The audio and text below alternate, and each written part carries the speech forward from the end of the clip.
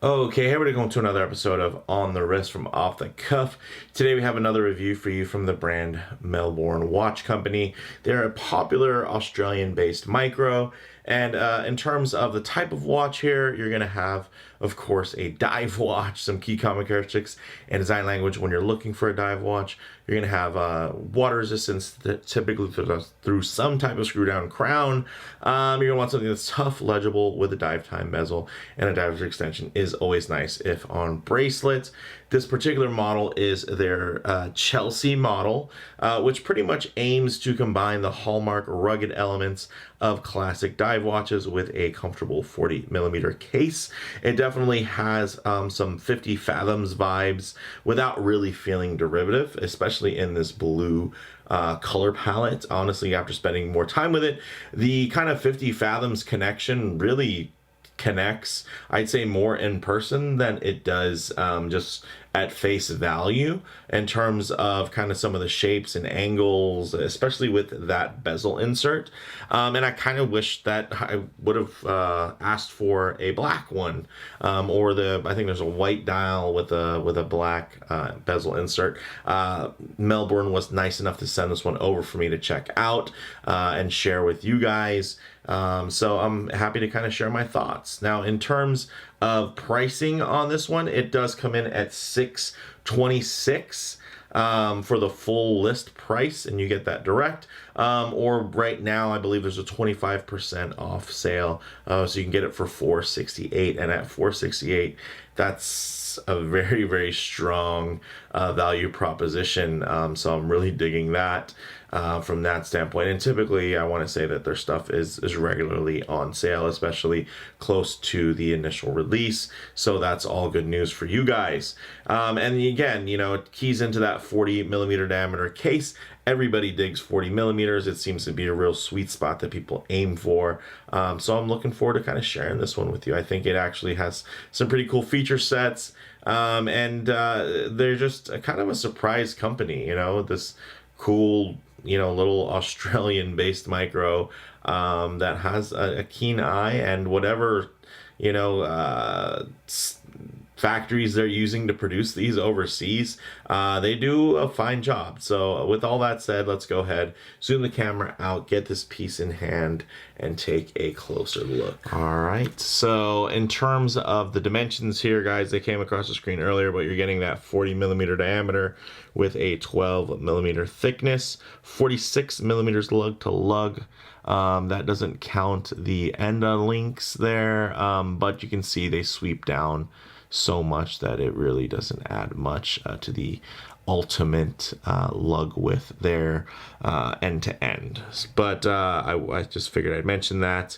This is, of course, full 316L stainless steel. It is brushed and polished. It does have a nice sapphire single dome crystal there with AR coating. And this is where it's a single dome, because when you get it at a very harsh angle, you're going to be getting more distortion, which some people can enjoy that and say, hey, that's a little bit of a visual play there. I'm more one to default to enjoying a double dome, so then that way it's just more legible at harsh angles. But honestly, who's going to be trying to tell the time like that when they can just move their wrist and look at it this way? So that's just kind of a nitpicky thing. As a reviewer, and sharing my thoughts with you guys, I probably dive a little bit deeper into some of the specs than the average person. Now, in terms of the bezel action on here, it's a very interesting one. It's an 84 click unidirectional rotating bezel with a Lume sapphire insert. Yes, 84. So basically, instead of 5 clicks to 5 minutes, right? It'd be 10 for 120, 5 to 60. Here it's 1, 2, 3, 4, 5, 6, 7, 8. Interesting. So 8 clicks. So I don't know how much that's going to affect anybody in real time. I don't know anybody who really counts the clicks. most people are going to use the visual reference, and really the clicks just help them stop when they need to stop. So, but I thought that was definitely a very interesting feature at 84 clicks. The knurling and everything on here, the grip is quite nice. And you can see the unguarded crown, which of course is screw down and signed, and it's actually quite handsome.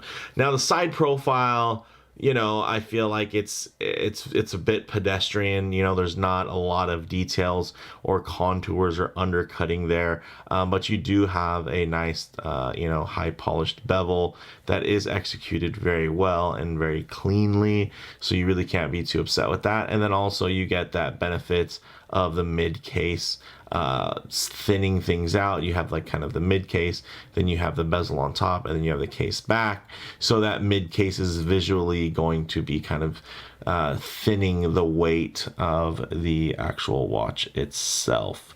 But I think it's quite nice from a profile standpoint. The movement inside, you can see, is your Miyota 9015. Very popular choice, especially within this price range under $500. It's pretty cool. And then the case back itself is, it's nothing special. It is display. It does have some nice etching there. It's going to give you a couple of details. Also, the rotor does have a little decoration in terms of making it a blue rotor, which goes with the blue dial. Now, in terms of this, the dial, I think that's really the star of the show here. That beautiful graining, as you can see, is just fantastic. That texturing looks great. Of course, this is in the blue motif. You get those nicely brushed hands. You have the date at 3 o'clock. Black text over a white disc. It might even be a silver disc, knowing these Miyota movements. And then the Lume is actually Swiss New Light Lume, which glows green. And it does a pretty darn good job from that standpoint, which we'll get into. The lugs are 20 millimeter lugs. You can see they do have a male style end link, but it doesn't protrude really at all. So that kind of helps from that standpoint. I know that can be kind of a showstopper for some people. I think with the right design, the male end link works absolutely fine. And normally, if it's executed the right way, it's going to look a little bit more modern and clean. Now, it is 20 millimeter lug width though, so you can, and you actually do have some really cool little quick change levers there, so you don't have to fidget around with any type of tool. You can just toollessly take this out, swap it out, and put it on a beautiful sailcloth strap or something.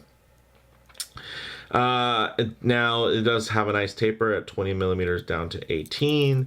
Would have been nice to maybe taper just a hair down more, because honestly, when you look at this watch, I think visually it has a lot of punch, but it is a 40 millimeter. It is a true 40 millimeter. It might even wear a little bit smaller than a 40 millimeter once you guys see it on my wrist. And then it has push pin connectors, but these are very nice, thick, solid links. So I think it kind of makes up for that. And also then you don't have to worry about stripping screws or anything. So, it's one of those things. You might like it, you might not, but it does the job. You do have a nice milled folding scissor section here on the clasp. Where the clasp itself is more like a pressed affair. You do have the push button double locking clasp there, as well as a couple of micro adjusts to really dial in the fitment. So speaking of fitment, let's actually get this piece on wrist and see how it wears. Okay, as you can see on my 7¼ inch wrist, this thing wears really well. I think some of you might go, oh, it doesn't look small at all, but I will say it does have, because I think the way that visually it's kind of pushes the indices more towards the center of the dial, the semi kind of shorter hands, the thicker bezel to dial ratio there does shrink the watch down. So if you're somebody who does prefer a smaller watch, I think you'll really enjoy this one from that standpoint. Even though it is 40 millimeters, some people think 40 is too big, some people think 40 is too small. A lot of people think 40 is just right. I will say this falls within that kind of just right range. But I think people who enjoy smaller watches will actually get a kick out of this one, just because of the way that the dial to bezel ratio plays with the proportions while you're on the move. And you can see it wears really quite nice and flat there, hugs the wrist really well, even with that male end link. And that blue really pops. Such a great, fun summer color. I'm typically more of the darker blue when it comes to my preferences, but I think this blue does a nice job of being a bit more transitional, so it can be a little bit bright and fun and a little less serious, and then like in more transitional lighting, you see it does hit some darker tones as some of the light just fades away from the textures. So with that said, let's actually get this piece off of wrist so you can see, we'll do some Lume shots, low light, transition, and closing thoughts. All right, let's go ahead and hit the lights. As you can see, very nice from that standpoint. The bezel isn't quite as bright, but some of that is just the way that the camera is kind of trying to balance the lighting there, just because what it's trying to do is trying to make it even keel. Because of how much brighter the handset and indices are, it actually is kind of making the bezel look a little bit darker. So what I'll do is I'll just give us a little squirt of black light there, just so you guys can see, this thing, hopefully a little bit more of an indicative view as to what you would see if this thing was lit up from being outside underwater. So you can see there, and it'll slowly kind of fade away, or maybe quickly depending on your standards. But one thing I like to work into these Lume shots is some low light transition, because you're not always going to be out in the middle of a field enjoying direct sunlight. A lot of times you're going to be walking in and out of a building, maybe underneath an overhang, the shade of a tree, or just spending some time in your favorite vehicle. So I do like to showcase the mixed lighting situations here, and you do get a really great idea of, wow, how these colors render and how those textures capture and play with light depending. And it's not all about just making it look cool. I'll also get in for some nice high contrast lighting situations that typically will expose any type of production defects or anything like that, but you can see the light still glides quite uniformly over the brushing. And man, that dial, there's something really cool about the fact that it is quite grainy but glossy a bit at the same time, so it holds light in these interesting ways, and it drops light in interesting ways. You can see how much darker it just transitions to, and in between, from really overly bright goodness, like bam, and then into something like much darker, which is cool. And then you're still catching a nice bit of that texturing, and it's also still quite legible from that standpoint, right? You still have your cardinal points, where 12 o'clock is, for those of you that are big sticklers from that standpoint. Also, I will note that the seconds hand is quite small, but you can still keep track of it as it pipes along, just because it does have that loomed tip there on that arrow seconds. So guys, closing thoughts. This one really wears perfectly well at 40 millimeters with a very compact 46 millimeter lug to lug, and it has this really cool, just retro look and feel, which is very on trend. In terms of model variants, you can get a blue dial, white dial, green dial, black dial, and yeah, those options are available, but definitely check the links for to find out what's currently available. In terms of comparable models, guys, the bracelet on this one makes it a little bit less competitive in terms of your typical $500 dive watch. It's of course on sale for less than $500, but I'd say that's one point of improvement that would make it a little bit more competitive if it did have screw pins, if it did have a bit of a nicer clasp. It's a bit of a basic clasp there, but honestly, this one does give me such a great 50 Fathoms vibe. Like, if I was to just go out and order one, I would pretty much immediately put it on a really sweet sailcloth strap, like maybe from Artem, and spend that, you know, little extra money to kind of dress it up and doll it up, something special.